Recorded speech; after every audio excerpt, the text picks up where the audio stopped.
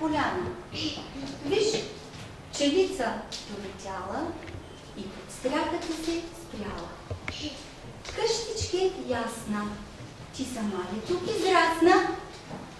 Не пчелице, не сестрице, славен майстор, майстор Диме, свар и тук ли изградиме? Къщичке мила, а кого си подслонила? Подслоних деца игриви, палави и работливи. Къщичке, а по цветята спират ли децата? Те събират сестрице, за да станат ученици. Думите не ми стигат, за да кажа колко съм развълнувана и щастлива. Казвам ви, добре дошли в първия клас на второ основно училище доктор Петър Берон.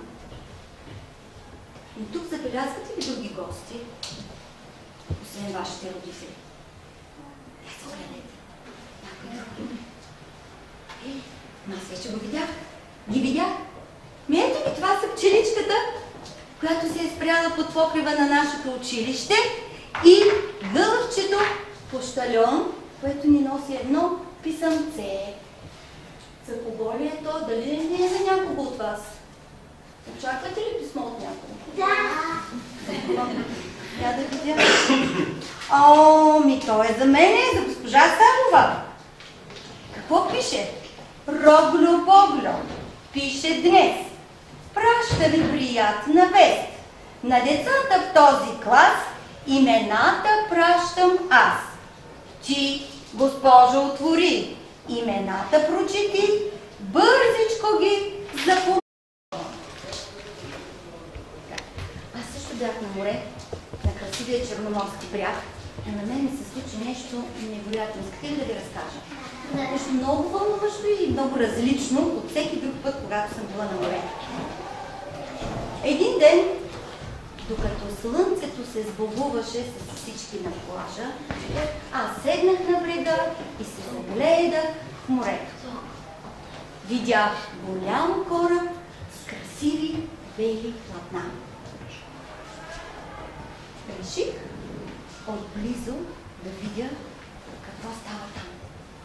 Взех една лодка, доплавах до кораба и тихичко се качих при пасажирите. Но за моя голяма изненада, това не бяха хора като нас, а бяха вълшебни букви. Всички те скачаха, пееха, викаха от радост. Ето, така изглеждаше този необикновен кораб. Най-силно викаха гласните А, Е, О, У, Е, И. Тихичко погледнах една къде отиват и разбрах, че те пътуват към своя дом, вълшебното дърво на знанието. Искате ли да им помогнат да го намерят по-бързо, защото една ми прошепна, че много дълго време са пътували и трудно не могат да го намерят. Искате ли да им помогнем? Като извикаме още веднъж силно техните имена. Запомните ли? Айде всички.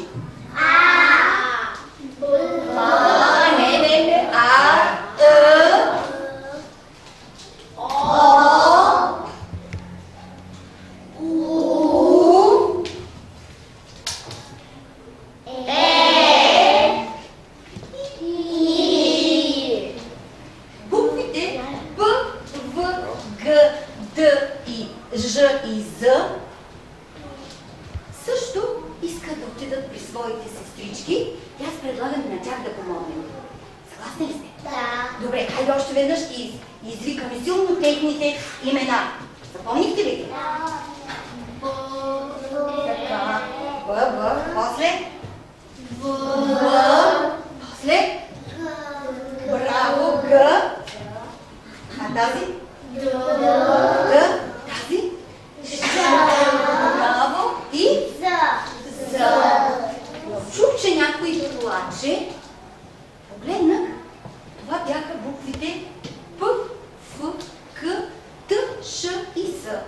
Те тъгуваха за своите другарчета и аз предлагам да ги развеселим, за да намерят и те своето място в своя дом. Готови ли сте да извикаме техните имена? Запомните ги, нали? Добре.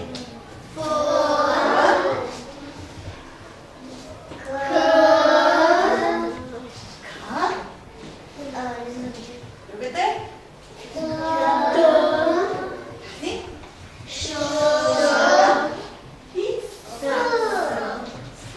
На кораба стана малко по-тихо. Огледах се встрани от мен и видях, че буквите Л, М, Р и Н се бяха скупчили и нещо разговаряха. Една от тях каза, че ако се сприятелят с буквите А и И, лесно може да се прочете думата. Кой е прочете? Силно. Ламарина. Ламарина. Браво. Хайде и тя да отнесем в вълшебния дом на знанието. Айде всички пак да Л,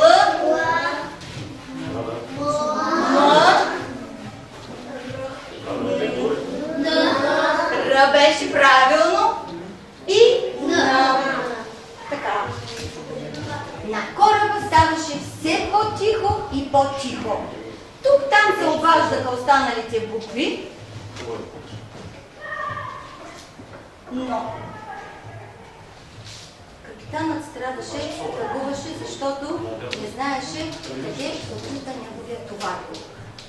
Изведнъж, незнайно къде, долетя една чайка, грабна буквите И кратко, Х, Ц и Щ и ги отведе през техните другарчета. Хайде да извикам и техните имена. И кратко, Ц,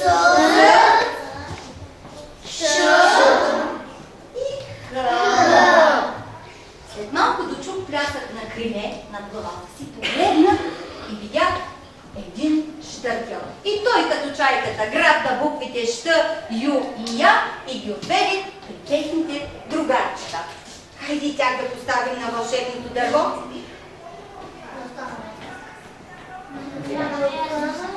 Надолу по дървото. Сега ще... Надолу по дървото, да, последните буквички. Ето, готово. Тази е... Що?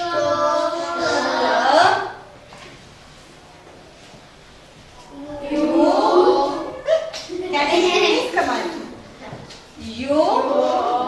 И Ям. Ето, това е вълшебното дърво на знанието. Тук аз съм домакинята и за това ще ви посрещна по стар български обичай с пита и мед. Колкото... Може ли да не обърнете малко внимание, Лори и Алекс?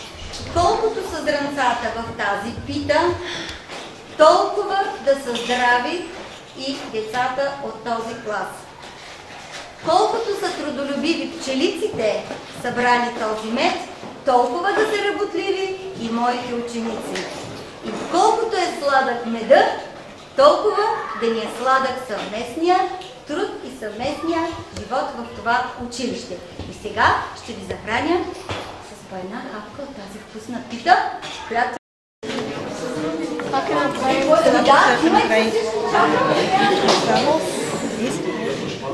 Мама, може да го направя?